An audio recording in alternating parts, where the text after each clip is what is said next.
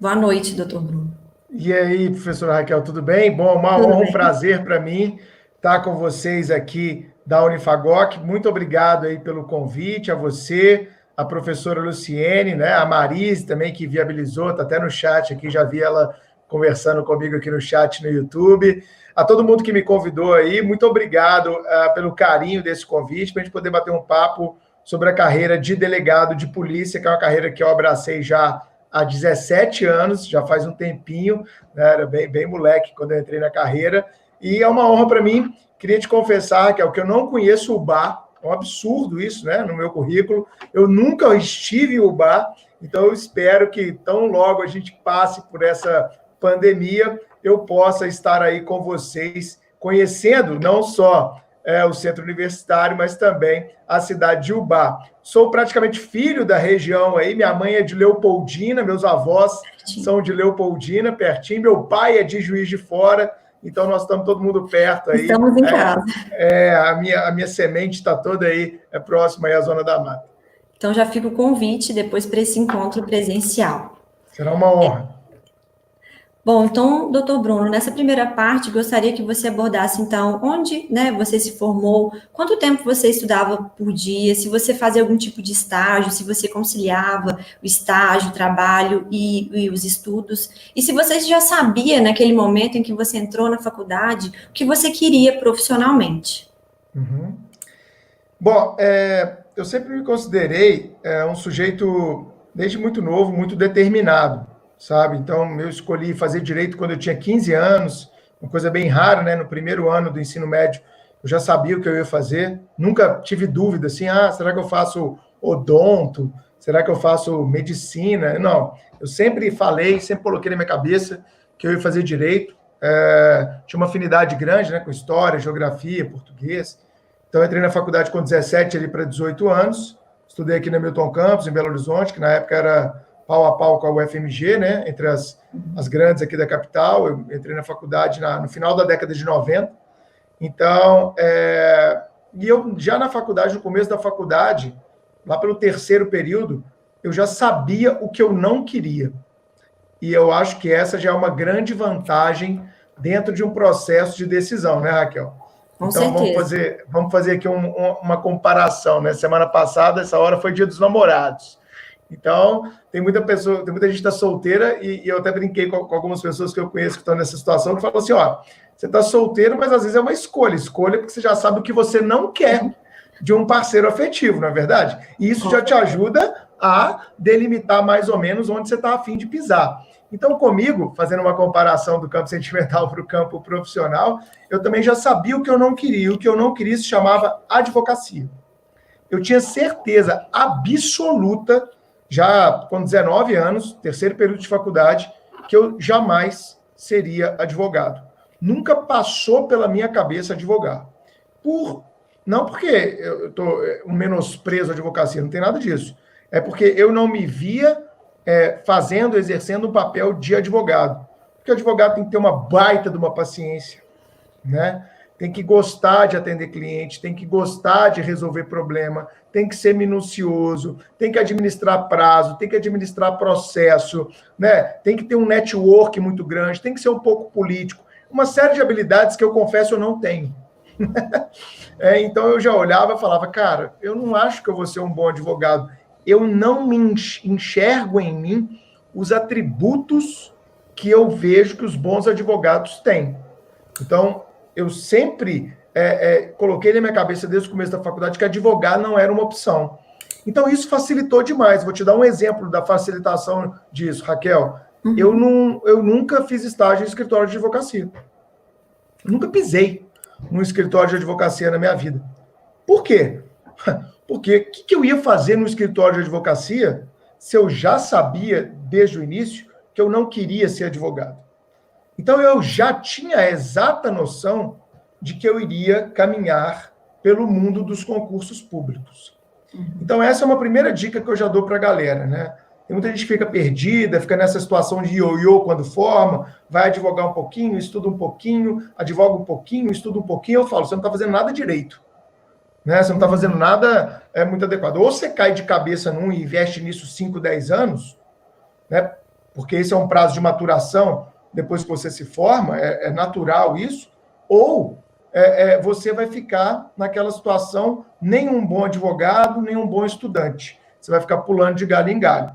Então, decidir desde a faculdade aquilo que já se quer, ou já ter uma noção daquilo que não se quer, é fundamental para você já trilhar na faculdade um caminho que vai abreviar o seu objetivo lá na frente. Então, eu vou te dar um exemplo.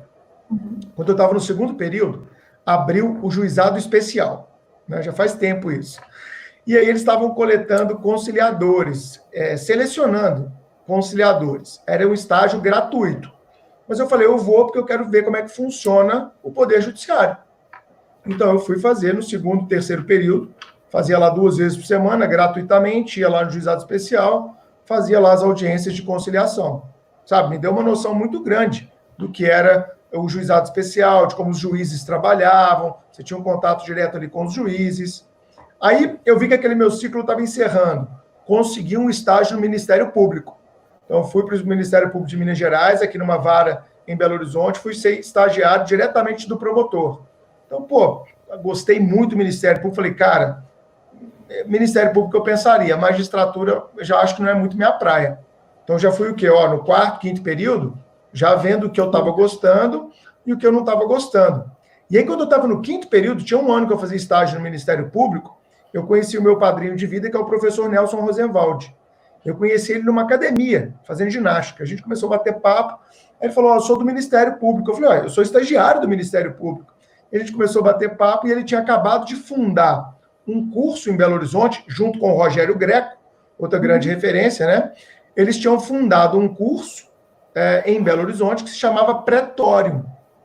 E o Nelson me fez a pergunta, Raquel, Bruninho, você conhece alguém que pode ser nosso estagiário lá no Pretório? E eu falei com ele, eu já vi cartaz do Pretório no fórum. Vocês estão abrindo turma para isso e para isso, não é isso? Ele, como é que você sabe? Eu falei, eu li o cartaz lá. Ele, caramba, a gente está começando agora e você já conhece a gente? Eu falei, já conheço, e eu sou o estagiário que você está procurando. Porque eu estava fazendo estágio de graça e eu precisava fazer um estágio remunerado. E eles estavam oferecendo um baita de um salário, que eram 2 salários mínimos. Até hoje é um bom valor para estágio, né? E eu fiquei doido. Eu falei, não, 2 salários mínimos? É tudo que eu preciso, né?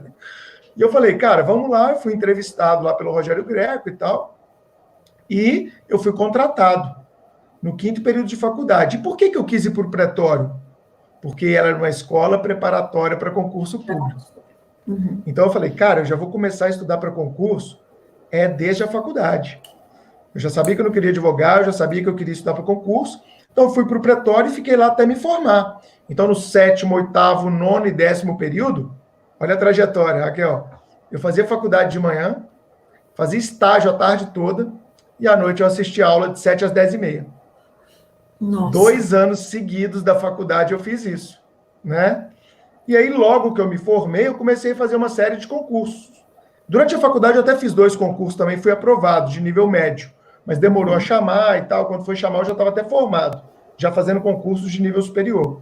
Então, eu formei com 22 para 23 anos, com uma base muito bem feita na faculdade. Eu estudei muito na faculdade, eu era aquele cara... No colégio, não. No colégio, eu era muito vagabundo. Mas na faculdade, não. Na faculdade, eu gostei do direito mesmo. Então, eu sentava na primeira carteira... Eu li as doutrinas que o professor recomendava. Eu não colei em nenhuma prova da faculdade. Eu fiquei bem nerdzinho mesmo.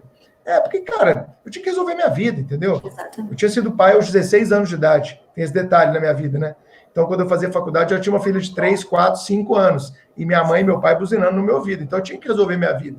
Então, eu fiquei lá na primeira carteira, todo bonitinho, estudando, me dedicando, sabe? E eu fiz uma faculdade muito bem feita. E no final dela, eu fiz 2 anos de curso preparatório concomitante com a faculdade.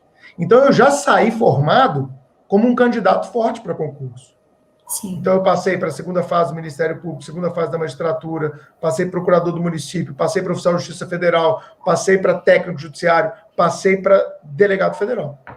Com 1 ano de formado, eu já tinha passado em vários concursos, assim, ou indo para a segunda etapa, ou já ficando dentro do número de vagas. E foi assim que eu fui delineando ali o que eu queria e o que eu não queria, mas desde uma faculdade bem feita. Então, eu acho que o primeiro recado desse nosso bate-papo, professora Raquel, tem que ser o quê? Galera, vocês que estão nos assistindo aí, já coloca na cabeça assim, ó, o que eu quero, o que eu não quero de jeito nenhum, e já vai trilhando durante a faculdade esse processo de escolha. Porque isso, eu trabalho em curso preparatório, eu acabei de falar, desde 98. Então, eu estou há 22 anos ininterruptos trabalhando em curso preparatório. Hoje eu sou um dos donos, um dos coordenadores do Supremo, que é aqui de Minas Gerais, e é um curso que tem alunos em todos os estados do Brasil, um dos grandes cursos do Brasil, o Supremo. E a frase que eu mais escuto no Supremo é: ai, que arrependimento de não ter estudado na faculdade.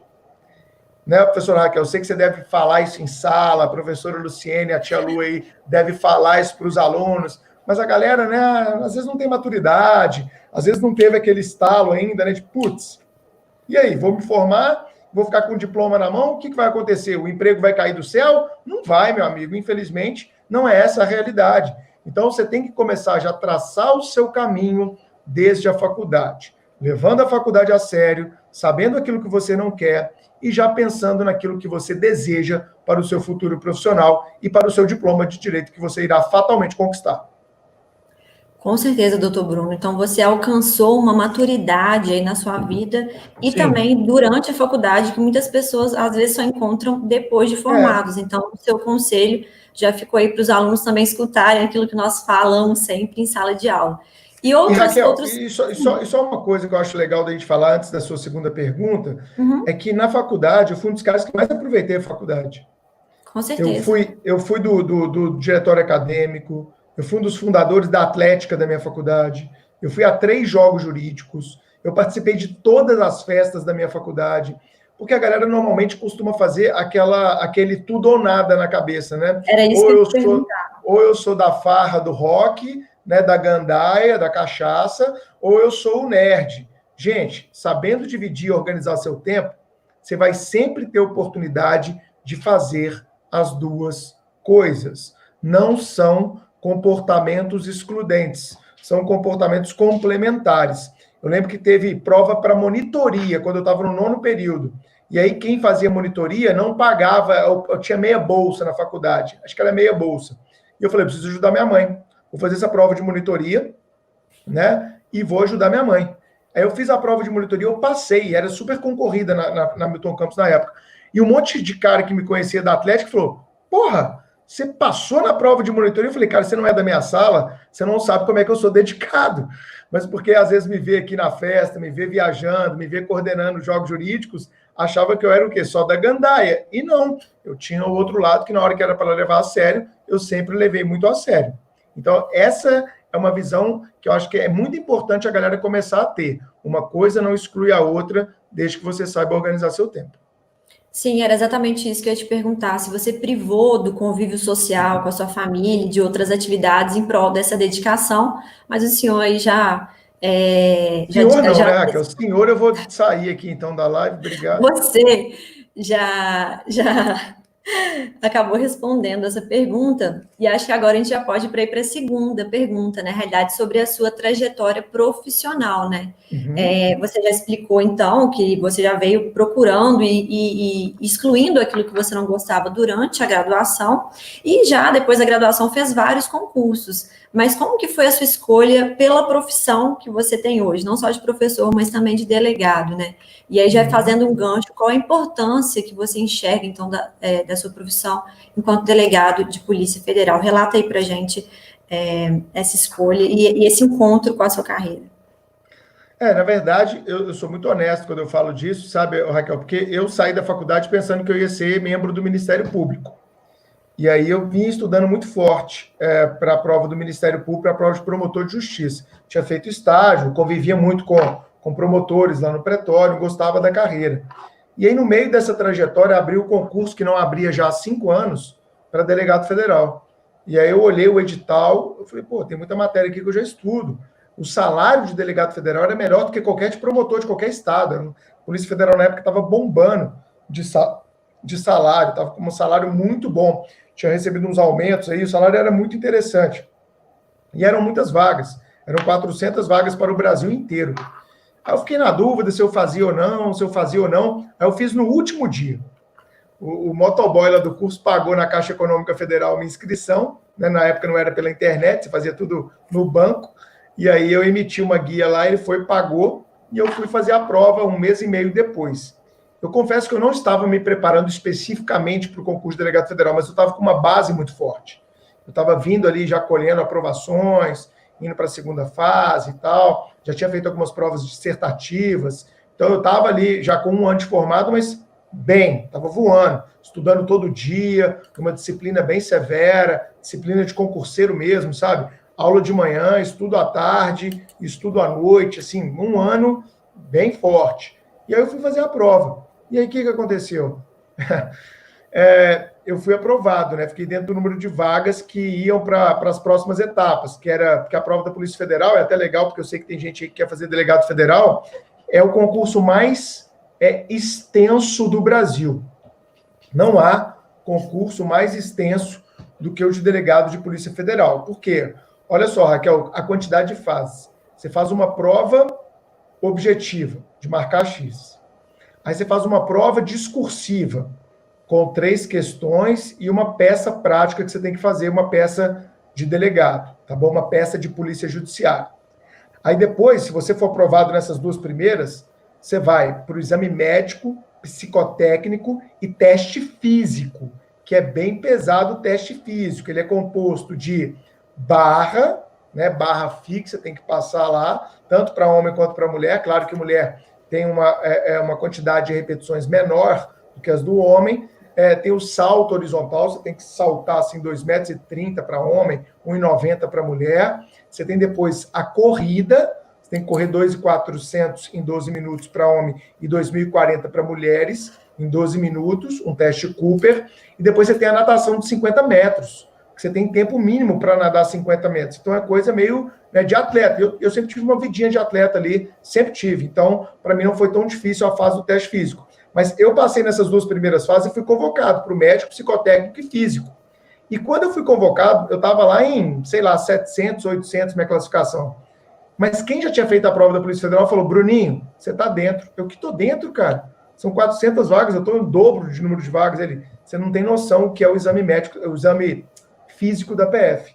Todo mundo é reprovado. Só que você é moleque, você é novo, você faz esporte, né? Para você vai ser fichinha. E aí, Raquel, eu fui lá fazer e passei. Na hora que eu passei, eu caí para 350. Falei, pô, entrei dentro das vagas. Né? Uma coisa louca, assim. Então, foi meio inesperado na minha vida.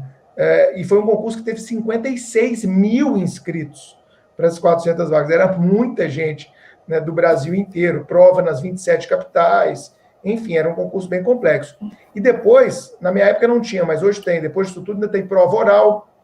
Aí você ainda tem a Academia Nacional de Polícia, que você fica 6 meses em regime de internato lá no Distrito Federal, fazendo academia. Se você for reprovado e a academia é a etapa do concurso. São mais de 20 disciplinas. Se você for reprovado em qualquer uma dessas 20 disciplinas, adeus concurso. Sai uma portaria de desligamento. Você volta para sua casa, cata suas coisas no alojamento e vai embora. Então é um momento que você leva a sério, você estuda, você tem que ir bem nas provas. E a escolha de vagas também, sabe, Raquel? Ela é de acordo com a sua classificação na academia. Então você tem que estudar muito na academia para você não ir lá para a fronteira da Colômbia, né, do Peru, esses lugares onde tem também Polícia Federal pelo Brasil inteiro. Então, o que aconteceu? Eu fui fazendo as etapas, fui passando, aí fui empolgando, né? Aí fui chamado e fui para academia, aí pum.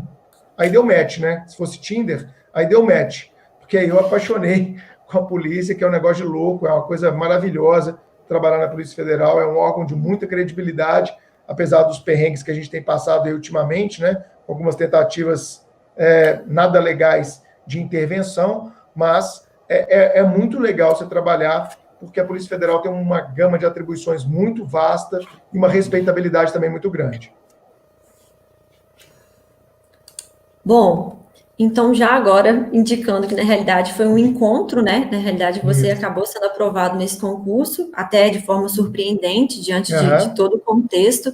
Relata para a gente então um pouquinho sobre o exercício da sua profissão, quais são as dificuldades, os desafios, que alegrias você já vivenciou, se você tem algum caos engraçado em relação à sua carreira. Acho que os alunos têm interesse também em conhecer um pouquinho mais sobre o dia a dia.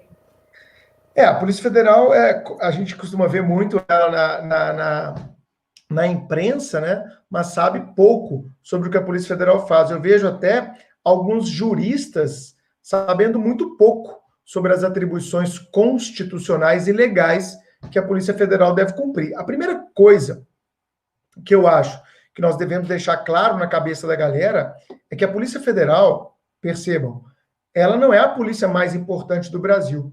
E muita gente fala, nossa, isso aí é a federal. Não, as outras polícias têm a mesma importância. Então, a Polícia Rodoviária Federal, a Polícia Ferroviária Federal, que está desativada no momento, a Polícia Civil, a Polícia Militar, a recém-criada Polícia Penal, que é a Polícia Penitenciária, tanto estadual quanto federal. Todas elas são igualmente importantes, cada uma na sua área de atribuição.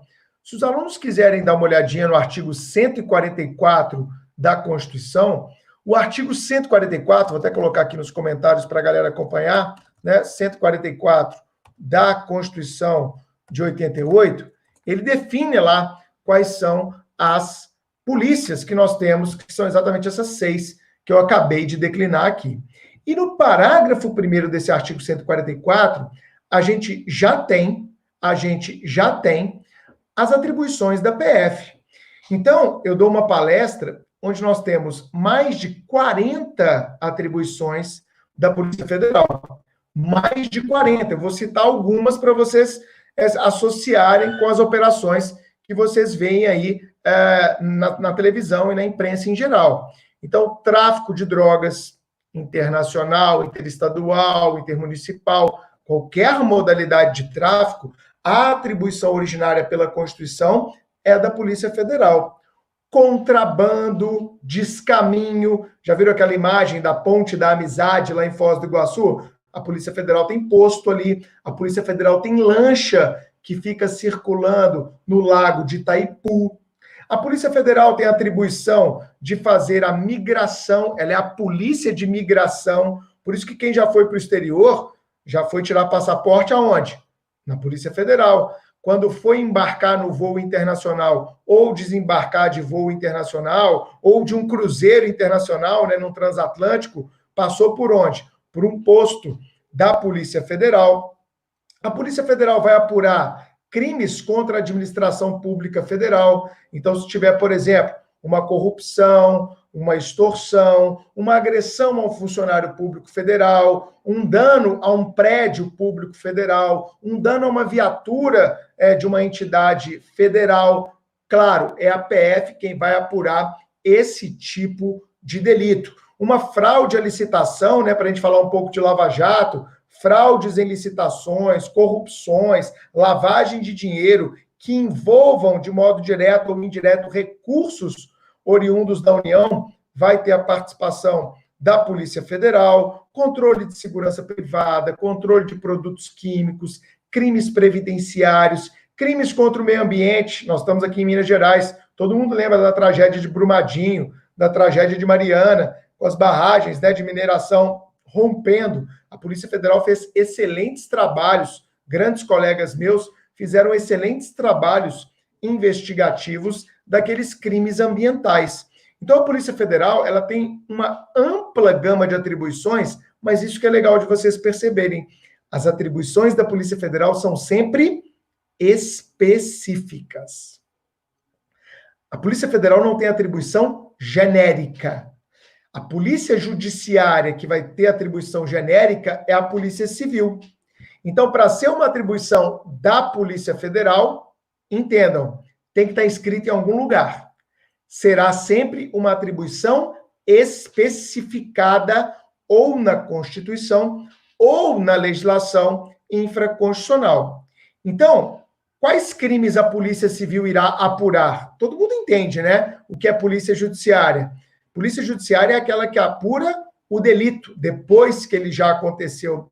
Ela vai buscar indícios e provas de autoria e materialidade para que aquilo seja remetido ao Ministério Público e o Ministério Público possa proceder à denúncia, inaugurando a ação penal e, consequentemente, o processo penal em juízo. Então, a Polícia Federal vai ter atribuições específicas, a Polícia Civil vai ter uma atribuição residual.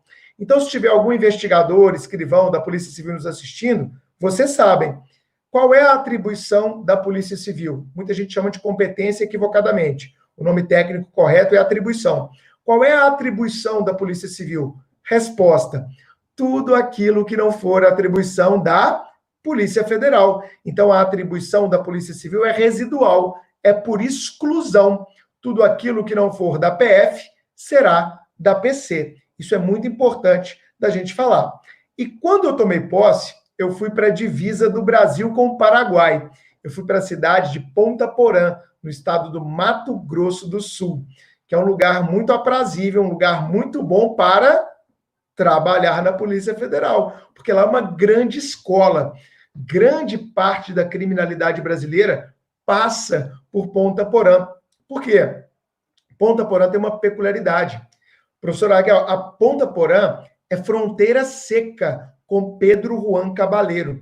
Então, desse lado aqui da avenida está o Brasil e a cidade de Ponta Porã. Do outro lado da avenida está o Paraguai e a cidade de Pedro Juan Cabaleiro. Com todos os problemas que o Paraguai tem de corrupção na polícia, que é enorme, né, no Paraguai, de ser um local onde vários bandidos de várias partes do mundo se concentram.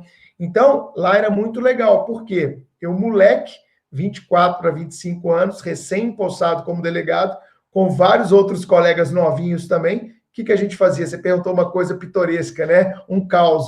Qual que era a nossa atividade no sábado à noite? Não tinha uma balada, não tinha uma festa, não tinha uma boate, não tinha nada. E as boates que tinham lá eram todas de traficantes e contrabandistas, então a gente não podia frequentar. Então, o que a gente fazia no sábado à noite? A gente ia para as estradas, sábado à noite, recém-empossado no cargo de delegado federal. A gente ia para as estradas e ficava fazendo barreira para prender arma, prender cigarro contrabandeado, para prender drogas, para prender foragidos, para prender carro roubado. Então, era uma grande aventura. Todo final de semana, de madrugada, a gente ia para a estrada para tentar prender mais e mais pessoas em atividades investigativas. Então, eu fiquei lá 6, 7 meses e foi uma excelente escola para que depois eu viesse a ser removido para a cidade do Rio de Janeiro. Então, eu fiquei no Rio por mais 5 anos. E só depois disso, então quase 6 anos longe de Belo Horizonte, eu consegui ser removido aqui para BH, onde trabalhei por uma década com repressão entorpecente. Sempre trabalhei com drogas, esse sempre foi meu trabalho principal na Polícia Federal. Muito interessante a sua história, né? A sua trajetória no início, na realidade, né? E eu fiquei curiosa, né? Vi no seu currículo que você, além disso tudo, né? De ser delegado e de ser professor, você também está cursando o doutorado. Como que você consegue conciliar todas essas atividades, assim, ao longo da sua semana, se você coloca algum tipo de cronograma e ao final do mês, do semestre, até mesmo para eu conseguir conciliar as minhas atividades, que eu também faço doutorado, também dou aula, e tem horas que eu me vejo perdida. Então, aqui é a dúvida da professora. Bom, Raquel, eu sou multitarefa na essência, sempre fui. Se você me der uma atividade só, eu meio que piro. Eu gosto mesmo dessa confusão. Eu gosto de ter muita coisa. Então, eu gosto de ter prazo para entregar artigo, prazo para entregar livros, né? Todos esses aqui são livros que eu participei coordenando, livros que eu participei escrevendo. Então, eu gosto dessa pressão. Eu lido muito bem com pressão. Eu gosto. Tem gente que não lida com a pressão, trava. Eu não. Eu gosto da pressão. Então, eu sou mesmo adepto daquela expressão, né? Que carro apertado, carroça apertada é a que anda. Eu concordo plenamente com isso. Então, eu vou dividindo mais ou menos. Nesse momento, por exemplo, eu tirei uma licença da PF sem remuneração, porque eu estou com 1000 atividades no Supremo. Antes da pandemia, eu estava viajando o Brasil inteiro palestrando, com livro escrevendo, coordenando obras, fazendo doutorado. Então, eu falei, opa, aí eu estava começando a ficar estourado. Aí vai ficando um pouquinho mais velho, vai ficando mais cansado, já não tem mais aquele pique de antigamente. Então, em algum momento, você vai ter que abdicar de alguma coisa. Mas eu sou partidário mesmo de foco e organização. Então, se eu sentar aqui para fazer um trabalho do doutorado, meu celular vai estar lá no meu quarto, eu vou estar completamente compenetrado aqui e vou estar focado em entregar aquilo que eu preciso entregar. Então, se eu vou preparar uma aula lá para o Supremo, para os nossos alunos, eu vou estar totalmente focado aqui em 1 hora, 2 horas, eu vou pegar um livro, eu vou resolver aquilo que eu tenho que resolver. Então, eu sou aquilo, me dá a tarefa, eu entrego a solução, me dá a tarefa, eu entrego a solução. E eu gosto desse desafio. Tem gente que não está muito bem. Eu gosto. Então, é uma questão de saber dividir bem os horários. E isso eu relativamente consigo fazer bem. Eu gosto dessa pressão e gosto também de dividir os horários. Mas ainda assim, tem que ser honesto, em algum momento você tem que abdicar de alguma coisa. Então, já recusei vários convites para palestra, né? Inclusive, estamos fazendo essa palestra na sexta, porque tive palestra todos os dias essa semana, praticamente à noite. Então, você tem que ir ajeitando, né? O professor Luciene falou com tanto jeitinho comigo, ô Bruno, seria tão legal se você fosse e tal. Eu falei, então tá. Não costumo dar palestra na sexta, mas vamos abrir uma exceção, poxa, vai ser legal. Nunca tive Ubá, quero falar lá para a galera de Ubá. Então, aí adaptando. Agora, amanhã eu não vou fazer nada, amanhã eu vou descansar totalmente. Amanhã eu não mexo uma palha de trabalho, que essa semana para mim foi muito pesada de trabalho. Então, eu preciso descansar, porque senão, se eu não descansar, segunda que vem, o que acontece? Eu já tô quebrado. Eu já chego na semana cansado. Então, a gente tem que ter essa administração. Então, o que eu recomendo, sabe, professor, é realmente administrar os horários o máximo que puder e no momento que estiver cumprindo aquela atividade, cumprindo aquela atividade para entregar e focar o mais rápido possível. Bom, ficou evidente, então, que o seu lema é dedicação, organização e amor por tudo que você faz, né? Amor, principalmente, né? Principalmente. Tem aqui uma pergunta, então, do aluno Ronan, às 8h06. Ronan perguntou como o senhor se aproximou do direito civil. Olha, saiu até aqui na tela a pergunta, gostei. Ô, Ronan, cara, essa é a pergunta que mais me fazem na vida, né? Porque existe um senso comum de que delegado só sabe direito penal e processo penal, né? E a maioria dos delegados que a gente conhece, até meus amigos, dão aula dessas matérias. Mas a minha história com o direito civil, ela precede ao cargo de delegado. Então, eu comecei na polícia em 2003 e fui professor de civil desde 2002. Então, eu não sou um delegado que começou a dar aula de civil. Eu sou um professor de civil que se tornou delegado. Aí fica mais fácil da gente entender essa lógica. E lembra que eu falei, professor Raquel, que eu fui monitor? Pois é, eu fui por mais de 1 ano monitor na minha faculdade. De que matéria? Direito civil. Lembra que eu falei que eu tenho um padrinho, o professor Nelson Roosevelt? Ele é o grande autor de quê? De direito civil. Então, a minha história com o direito civil, ela é mais antiga do que a minha história com o direito penal. E, vamos ser bem honestos, você usa bastante direito civil no dia a dia da polícia também, porque civil é base para todos os ramos do direito, assim como constitucional. Então, quanto mais civil e constitucional você souber, mais sua cabeça vai abrir, mais o seu raciocínio jurídico vai acelerar. Excelente a sua colocação, porque às vezes vinculam a área que nós atuamos com a área que nós lecionamos, e não necessariamente. Você pode ter afinidade para atuação em uma área e claro. Lecionar em outra. Eu coordeno pós-graduação em segurança pública, atividade policial, que é outro ramo de conhecimento, né, que é o direito de polícia judiciária, que está sendo muito falado agora. Né? Eu coordeno pós em civil, eu faço doutorado em civil, mas a minha linha de pesquisa é de direito digital. Então, eu falo de bens digitais, inteligência artificial. A gente pode ser vários. O problema é que as pessoas querem sempre encaixotar a gente. Fuja desse processo de encaixotamento. Exato. Bom, fantástico. Então, sem querer estender, né, já que hoje é sexta-feira, sei que tem familiares te aguardando aí na sua casa, eu gostaria que você deixasse, então, uma mensagem para os alunos da Unifagoc, né, principalmente em relação aos estudos, né, nós estamos na pandemia, aí adaptando um evento que era para ser presencial, no formato online, e, obviamente, quando for presencial, você já está convidado, mas uma frase mesmo para os alunos sobre a importância dos estudos, sobre a dedicação, nessa escolha que eles fizeram do curso do Direito. Eu resumo isso em uma frase, que eu acho uma frase muito importante e marcante. Como eu falei, eu estou há 22 anos trabalhando com curso preparatório, hoje estou com o Supremo, e eu queria resumir isso em uma frase. Eu não conheço um aluno que estudou muito e se arrependeu. Ponto final. Eu não conheço ninguém que tenha se dedicado bastante, estudado muito e tenha falado, nossa, sinceramente, eu me arrependo de ter estudado muito. Agora, todo dia eu encontro alguém que me diz, eu devia ter levado a faculdade um pouco mais a sério. Eu devia ter estudado um pouquinho mais. Isso aí todo dia eu ouço. Mas agora, Eu me arrependo de ter estudado. Eu confesso que é uma frase que eu nunca ouvi.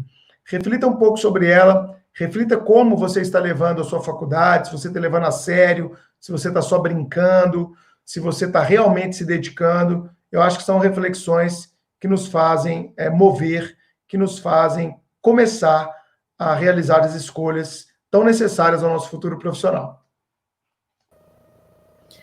Bom, muito obrigada. A frase já está anotada. Agora, em sala de aula, eu utilizarei essa frase, principalmente para os alunos, quando nós voltarmos, né, presencialmente, mas nas aulas Presencial. remotas também vou começar as aulas com essa frase. Bom, Ela é muito muito boa. obrigada, Bruno, Obrigado, prazer por te ter conhecer, aí Raquel. Foi uma honra. compartilhado conosco essa sexta-feira. Agora acho que já pode engatar no descanso, hoje à noite e amanhã. Começar. E agora, então, será a entrevista com a Luciene, se você quiser assistir também, está Vou deixar convidado. conectado aqui. Muito obrigada. Obrigado aí, um abração para todo mundo de Ubá. E ó, eu quero estar aí, hein, no semestre que vem ou no começo do ano que vem. Vamos ver se a gente combina, tá, Raquel? Pode deixar. Obrigado pelo carinho de todo mundo aí. Um beijo, professora Luciene. Ó, já tem alunos meus aqui que eu coloquei a arte com a professora Luciene. Tem aluno meu do Supremo que falou: Nossa, tia Lu foi minha professora em Viçosa. Tem aluno que já comentou aqui comigo, viu? Tia Lu é famosa aí, tô sabendo já. Famosa, vale a pena assistir a entrevista dela agora. Tá bom, beijão, gente. Obrigado pelo carinho do convite.